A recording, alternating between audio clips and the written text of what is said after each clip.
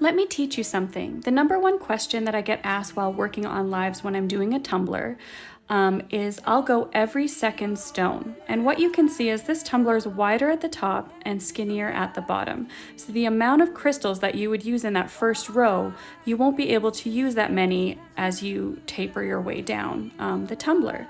So what I often do is I'll lay down my adhesive.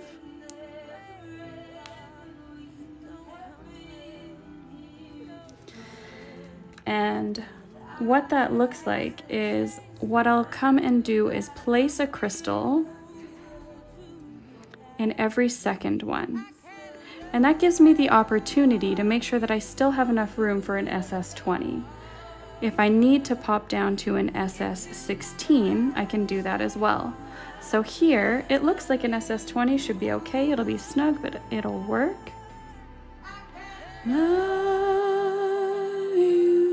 Now here, I can already tell it's too narrow. So what I'm gonna do is I'm gonna take an SS16, I'm going to push it down all the way to where it nestles right between those two crystals below. I'm gonna push it back up because what we need to do is make sure that it stays in line in the same height level as the SS20s. But it's a little bit smaller, so what I'm gonna do is take a very tiny, tiny crystal and place it just nestled in between those other two.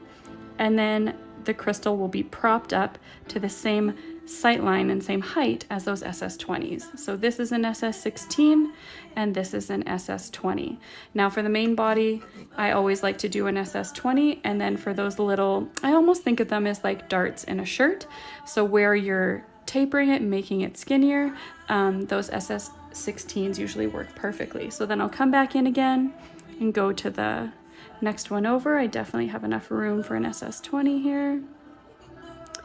And that's just gonna give you nice, crisp, clean, straight lines. You wanna make sure that you're always keeping it nice and straight. So if you let that 16 settle down lower, as you continue to move forward or like higher in your design, it'll eventually look a little bit wobbly. So always make sure that if you use a smaller crystal, that it doesn't settle and dry in a lower spot.